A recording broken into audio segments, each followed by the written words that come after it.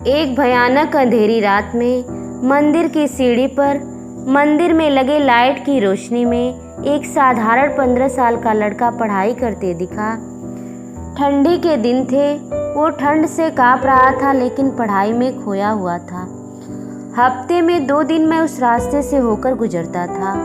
दिन में कभी वो नज़र नहीं आता। मुझे काफ़ी जिज्ञासा थी उसके बारे में जानने की। एक रात खाना खाकर मैं उस रास्ते से गुजरने वाला था।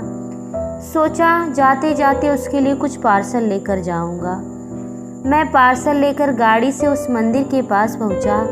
लड़का सीढ़ियों पर बैठकर हमेशा की तरह पढ़ाई कर रहा था। मैंने गाड़ी रोकी और उसके पास पहुंच गया। जब वह मेरी तरफ देखा तो वह मुस्कुरा दिया, जैसे वह मुझे पहले से जानता हो। मैंने पूछा, तुम हमेशा यहीं बैठकर पढ़ाई क्यों करते हो? सर, मेरे घर में बिजली नहीं आती, मेरी माँ बीमार रहती है और तेल डालकर दिया जलाने लायक मेरी परिस्थिति नहीं है। बस इसलिए मैं यहाँ आकर पढ़ता हूँ। तुम मुझे देखकर मुस्कुराए क्यों? मैंने पूछा। क्योंकि आप भगवान हैं, वह बोला। मैंने कहा, ऐसा नहीं है, आप भगवान ही हैं, वह बोला। चलो वो सब जाने दो, मुझे बताओ तुमने खाना खा लिया है? क्योंकि मैं तुम्हारे लिए खाने का पार्सल लाया हूँ। देखा, इसलिए मैं आपको भगवान कह रहा था। आज मुझे बहुत भूख लगी है। सुबह से मैंने कुछ भी नहीं खाया, लेकिन मुझे इस बात की जरा भी चिंता नहीं थी।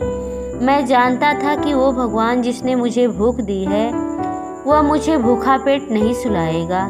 किसी ना किसी रूप में आएगा और आप खाना लेकर आ गए। आप भगवान हैं। मेरे पास कोई शब्द नहीं थे। अनजाने में ही मेरे हाथों पुण्य का काम हो रहा था। हर दिन कर्ज में डूबे होने के कारण मैं उस भगवान को कोसता था।